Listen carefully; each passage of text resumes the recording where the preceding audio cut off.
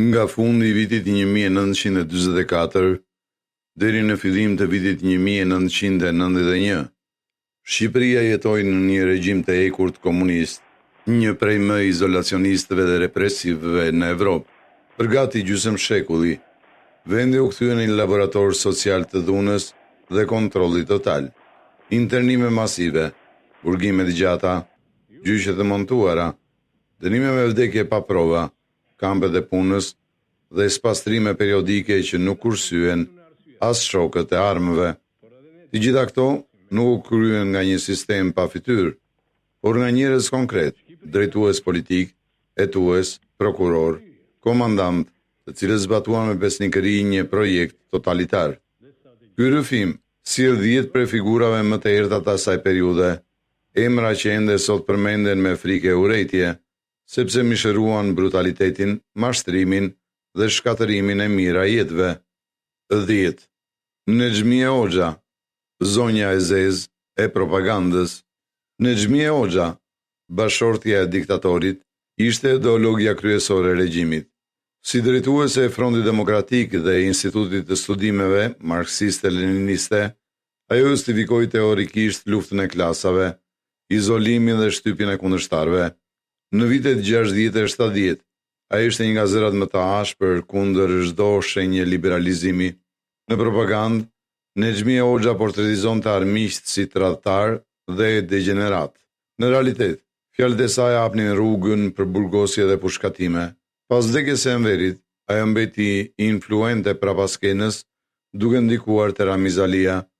Në vitet 90 u dënua vetëm për shpërdorim fondesh, por asnjëherë nuk pranoi krimet e regjimit. Madje deri në fund të jetës, mbrojti me fanatizëm figurën e bashkëshortit dhe të diktaturës. Për të arsye, ajo kujtohet si zonja e zezë, simboli I mojimit dhe justifikimit krimeve.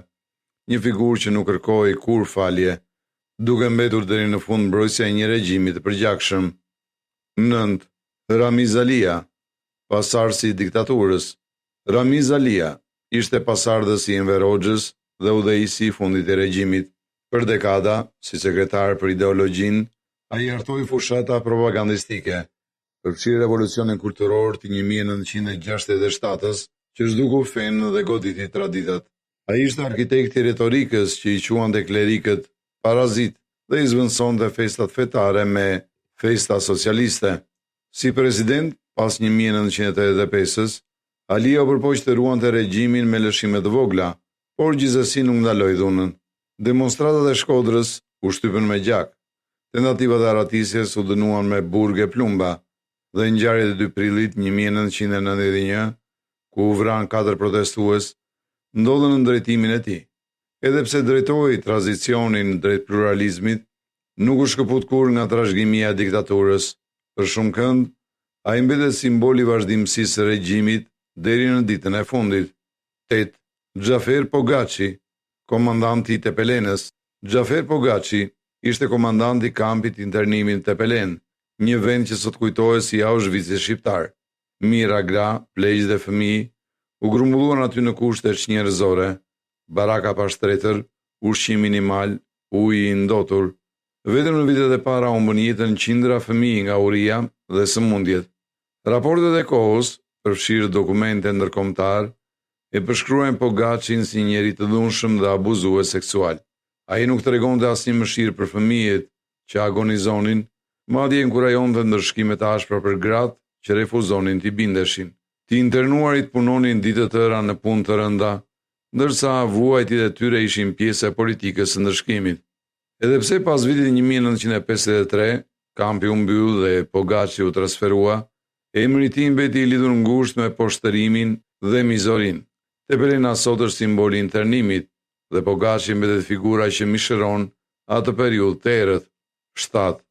Nevzat Aznedari, hetuesi mizor. Nevzat Aznedari shërbeu si kryetari I hetuesisë për më shumë se një dekadë dhe u ngrit deri në general major. Ai ishte I njohur si hetuesi më I pamëshirshëm I regjimit. Dëshmitar të shumtë flasin për tortura njerëzore, rrahje sistematike, përdorim poshtërues të mjeteve higjienike për të thyer të pandehurit, mbajtje pa gjumë dhe dhunë psikologjike. Azdenari mori pjesë në qindra procese politike, ku shpesh rolin e tij e shoqëronte krenaria për besnikëri ndaj partisë. Madje ai mburi se kishte dënuar edhe kushurinë të tij. Në vitet 70 u dërguan disa rrethe për të pastruar degët e brendshme, duke lënë pas val arrestimesh. Në vitin 1982 u arrestua vetë si pjesë e komplotit të shehut dhe vdiq në burg pa dalë në gjyq. Për viktimat, emri i tij është sinonim i xhelatit, njeriu që përdori torturën si armë politike. 6. Arani Çela, prokurori i terrorit ligjor. Arani Çela mbajti postin e prokurorit të përgjithshëm për më shumë se 30 vjet. Në këtë rol, ai u bë vula ligjore e regjimit, çdo gjyq politik ishte përballë akuzën e tij. Nga proceset kundër klerit në vitet 60 tek gjyqet e ushtarakëve në 1974 e deri te disidentët e viteve 80. Çela kërkonte dënime kapitale dhe burgime të gjata. Mijëra familje shqiptare u prekën nga vendimet e tij. Çela nënshkroi qindra ekzekutime, duke i kthyer gjykatat në vegël terrorit. Dëshmitarët e kohës thonë se ai veti urdhëronte hetuesit të përdornin çdo mjet për të nxjerrë pranimin e të pandehurve. Kjo mënyrë jepte legjitimitet juridik dhunës, duke i shfaqur dënimet si të lishme. Pas rënies së regjimit, Çela u dënua për krime kundër njerëzimit, por jetoi deri në moshën 98 vjeçare pa shprehur pendes. Ai kujtohej si prokurori i gjakut, njeriu që me firmën e tij vulosi fatin e qindra qytetarëve. 5. Feçor Shehu, shefi i fundit i frikshëm. Feçor Shehu, pa lidhje gjaku me Mehmetin, ishte një ndër oficerët më besnik të sigurimit. Ai drejtoi degët e brendshme në Korçë, Tiranë dhe Shkodër, duke fituar reputacionin e një drejtuesi të ekurt. Në vitin 1974 u bë drejtori i sigurimit të shtetit dhe me 1980-ën ministri i brendshëm. Gjatë kohës së tij, sigurimi i shtypi me egërsi revoltën e Spaçit 1973 dhe atë të Qabarit 1984. Të burgosurit që guzuan të kërkonin liri u ndërshkuan me tortura dhe dënime të reja. Feçori mbikëqyri gjithashtu arrestimin e intelektualëve të akuzuar si degeneruar në fillim të viteve 80, por ashtu si pararendësit u bë viktimë e lojës së pushtetit. Në vitin 1982 u arrestua dhe në vitin 1983 u ekzekutua.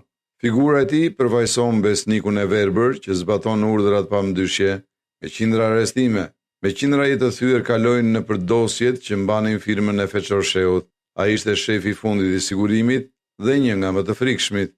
4. Kadria Zbiu, babai i sigurimit.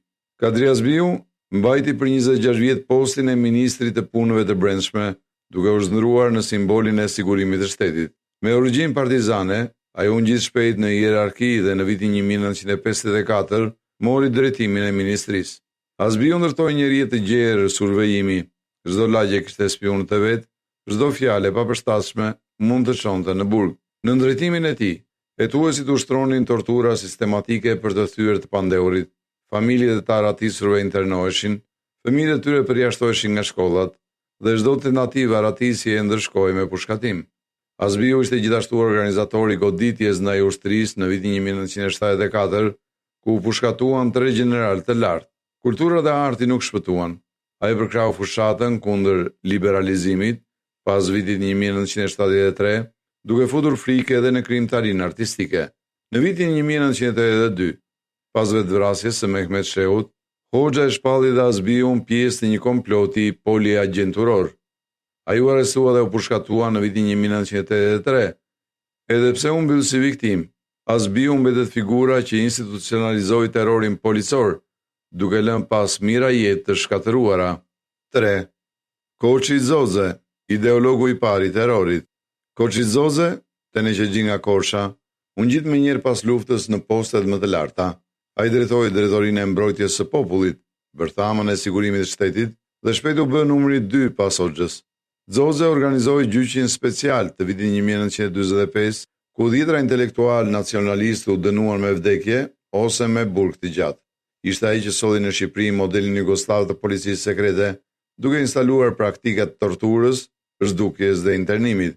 Si ministër i brendshëm 1946-1948, Zoze udhëhoqi pastrime të gjera, kleri katolik u godit pa mëshirë, qindra nacionalistë u përshkatuan dhe mira familje u dërgua në kampet e para të punës. Egërsia e tij ishte e njohur. Sigurimin e ndërtimin e tij u bë instrument frike në çdo qytet. Vetë shokët e partisë e quanin dora e ekurt e diktaturës. Pas prishjes me Jugosllavin, Xoxha u shpall agjendi i UDB-s. Në vitin 1949 u arrestua, u gjykua dhe u ekzekutua. Ai u bë viktime të njëjtit mekanizëm që kishte ndërtuar. Megjithatë, historia e njeh si themeluesin e terrorit shtetëror në Shqipëri, njeriu që hapi rrugën e burgjeve politike, torturave dhe zhdukjes së kundërshtarëve.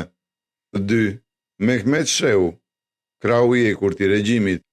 Mehmet Shehu ishte krau i djathtë i Hoxhës për 3 dekada, kryeministër nga viti 1954 deri në fundin tragjik të tij. Njihet si buldozieri i partisë, njeriu që zbatonte me dhunë urdhrat e Hoxhës, që në kohën e luftës partizane, Shehu ishte i njohur për egërsinë. Raportet britanike flasin për ekzekutimin pa gjyq të 63 robërve italian, ku ai vetë mori pjesë me dorë të ekurt. Në disa zona të vendit, mbeti i njohur për masakrimin e kundërshtarëve lokal, tortura dhe ekzekutime, që është ndrua në figurë të frikshme. Si ministër i brendshëm në vitet 40 dhe më pas si kryeministër, Shehu mbikëqyri arrestime masive, gjyqe politike dhe dënime kapitale. Ai ishte një nga organizatorët e masakrës së 1951-shit, ndërsa gjatë viteve 70 mbështeti pa hezitim fushatën kundër puçistëve në ushtri dhe spastrimin e intelektualëve të kulturës pas festivalit të 11 në RTS. Sigurimi dhe prokuroria vepronin në mbikëqyrjen e tij të drejtë për drejtë. Shehu firmoste dënime me vdekje sikur të ishin dokumente rutinë. Në fjalët e prokurorëve të kohës, ai nuk njihte mëshirë. Dënim kapital për armiqt, pavarësisht besnikërisë, në dhjetor 1981 u shpall tradhtar. Versioni zyrtar ishte vetvrasje, por shumë kush beson se u eliminua me urdhër të Hoxhës. Shehu mbeti në histori si ekzekutori më i zellshëm i diktaturës, krau i ekurt që vuri në jetë terrorin. Enver Hoxha, diktatori stalinist. Enver Hoxha është figura qendrore e diktaturës shqiptare, udhëheqësi absolut për më shumë se 4 dekada. Ai ngriti një shtet të një partijak, ku çdo pushtet, politik, ushtarak, ekonomik dhe ideologjik, ishte i përqendruar në duart e tij. Që ditët e para pas luftës, Hoxha nisi fushatat e egra eliminimi, intelektual, pronar tokash, klerik katolik, nacionalist e ballist, u shpallën armiq dhe u përshkatuan ose u dënuan me dekada burg. Në shkurt, 1951, ndodhi një nga episodet më tronditëse. Pas një shpërthimi të vogël në ambasadën sovjetike, Hoxha urdhëroi arrestimin dhe ekzekutimin pa gjyq të 22 intelektualëve, asnjë provë, asnjë proces, vetëm një firmë në krye të listës. Ky akt tregon qartë metodën e tij, terrori i shpejt, për t'i mbajtur të gjithë nën frikë. Vetë shokët e tij të partisë nuk ishin të sigurt.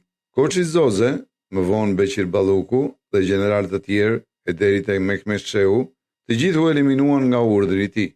Politikat e Hoxhës shtrieshin deri në jetën private të qytetarëve. Ai shpalli Shqipërinë në shtetin e parë ateist në botë, qindra kisha e xhami u shkatëruan, klerikët u burgosën ose u përshkatuan dhe çdo shenjë besimi u shpall krim. Në vitet 70 e 80, vendi u mbulua me 173.000 bunker, simboli paranojës një udhëheqësi që i friksoi armiqve të jashtëm, ndërkohë që i kishte burgosur e vrarë të gjithë armiqtë e brendshëm. Gjatë sundimit të tij, vlerësohet se u ekzekutuan nga 5 deri në 25.000 njerëz, qindra mijëra të tjerë u internuan dhe u futën në burgje, ndërsa miliona jetuan në një regjim ku frika ishte ligj. Këto 10 figura përvajsojnë fytyrat e shumta të diktaturës komuniste. Secilin rolin e vet, ata ngritën dhe ushqyen një makineri terrori që shkatërroi jetët e qindra mijëra shqiptarëve. Statistikat janë tronditëse, mijëra të vrarë, 10 mijëra të burgosur e internuar, një popull i tërë i mbajtur nën frikë për gati 50 vjet. Faleminderit që ishin me ne në këtë udhëtim historik. Për më shumë kontent intelektual, mos harroni të bëni subscribe. Shihemi në episodin e radhës.